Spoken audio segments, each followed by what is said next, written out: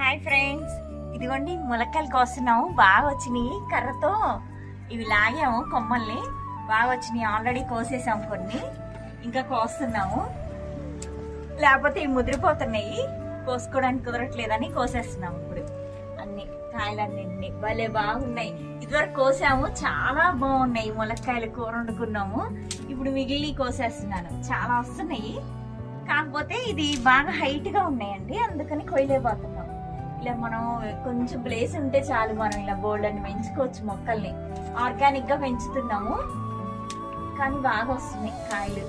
ఇది చూడండి ఎంత బాగా వస్తున్నాయో. ఎన్ని వచ్చినాయో, కింద పడిపోతుంది.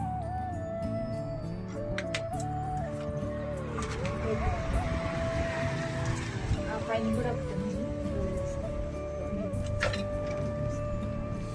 ఇదిగోండి చూడండి.